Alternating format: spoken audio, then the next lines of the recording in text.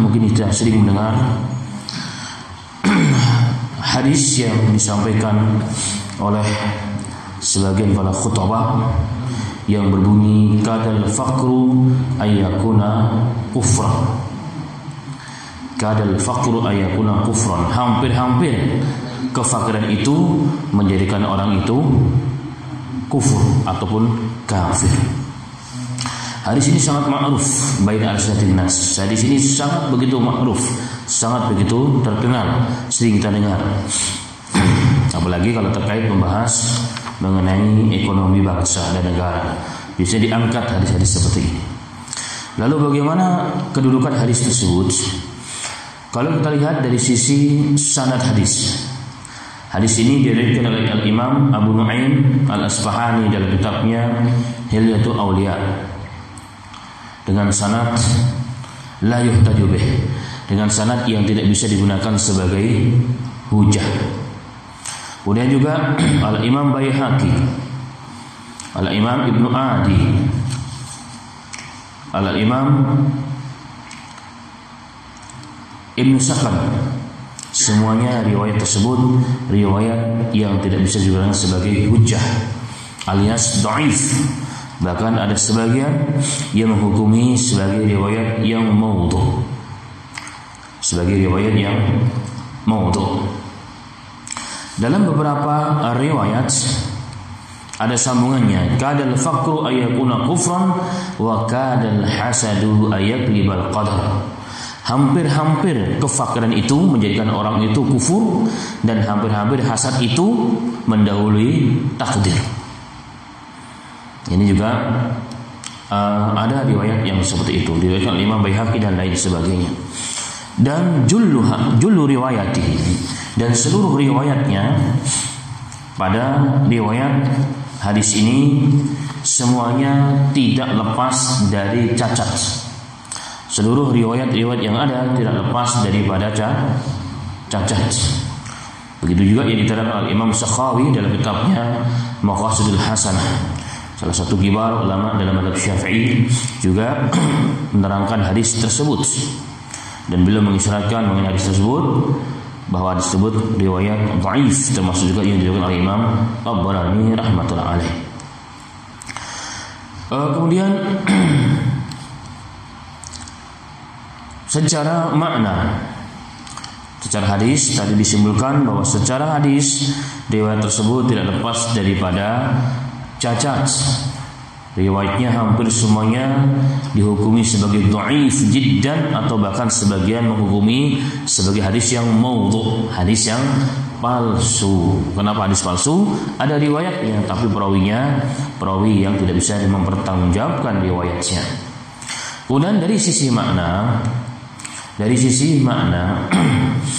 pertama hadis ini juga bertentangan dengan hadis yang sahih. Dalam hadis yang sahih, Nabi Muhammad SAW pernah bersabda, "Ittala'tu fil jannati fara'aitu aktsaru ahliha al-fuqara. Ittala'tu fil nar ra'aitu aktsaru ahliha an-nisa." Dalam hadis yang sahih pada peristiwa Isra dan Mi'raj, Nabi Muhammad SAW mengatakan, "Aku melihat ke surga, dan kulihat ternyata kebanyakan penghuni surga itu adalah para fuqara." Dalam riwayat yang lain bahkan orang-orang miskin itu akan masuk ke dalam surga 500.000 tahun sebelum orang-orang kaya, atau nisbun nahar, atau separuh hari. Kemudian aku melihat neraka dan isinya kebanyakan adalah ahli perempuan atau kaum wanita. Nah, hadis ini secara tekstual juga bertentangan dengan hadis yang sedang kita bahas. Seandainya kekufuran, seandainya kefakiran materi itu menjadikan manusia semua menjadi orang yang kafir, maka hadis ini tidak akan berlaku. Dan kita lebih mengambil sesuatu yang jelas sumbernya kepada Nabi Muhammad SAW. Kemudian faktanya kalau kita lihat, bahkan Nabi Muhammad SAW pernah mengatakan, "Aku tidak takut kepada kalian kefakiran. Aku tidak takut kepada kalian jika kalian nanti tertimpa kefakiran setelah aku meninggal dunia. Tapi apa yang kutakutkan, jika dibentangkan dunia di depan kalian akan berebut sebagaimana kaum terdahulu berebut. Mereka hancur, kalian pun akan hancur. Dan sahabat di fase-fase awal, bahkan di awal-awal mereka hijrah di Madinah, rata-rata kebanyakan orang muhajirin orang-orang yang miskin. Bahkan sekian banyak dari kalangan sahabat yang disebut dengan ashabus sufah, terkadang 80, terkadang 100 dan sebagainya. Mereka orang-orang yang tidak punya tempat tinggal, orang yang bukan hanya sekedar fakir dan miskin, nggak punya apa-apa sama sekali, yang punya hanya dirinya. Bahkan jarang sekali mereka mendapatkan makanan. Bahkan Abu Hurairah, satu di antaranya yang kemudian menjadi seorang ulama, bahkan mukaththiruna fil hadis, beliau terkadang pingsan. Kenapa? Saking lamanya tidak makan. Tetapi tidak membuat mereka menjadi kufur. Kufur. Justru mereka telah terlatih, telah teruji keimanan mereka dengan kemiskinan. Yang Rasulullah takutkan justru apa? Kalau dibentangkan dunia di hadapan mereka. Maka di sini semakin menambah bahwa hadis tersebut tidak benar secara makna dan juga secara sanad.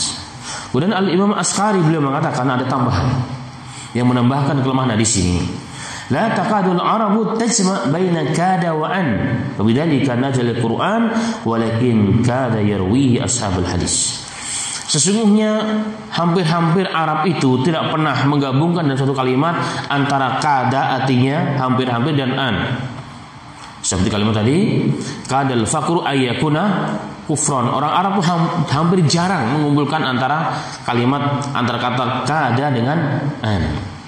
Dan begitulah diturunkan Al-Quran oleh Allah Subhanahu wa ta'ala. Maka hadis ini secara makna,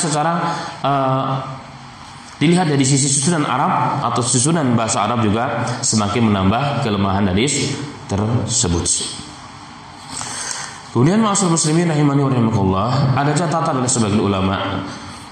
In sahih hadis, seandainya hadis itu dianggap sahih, seandainya hadis tersebut dianggap sahih, maka makna dari kefakiran disebut lebih tepat kefakiran dalam arti kefakiran iman dan agama. Ya. Kalau kefakiran materi tidak, tapi kefakiran agama itu yang akan menjadikan orang menjadi kufur.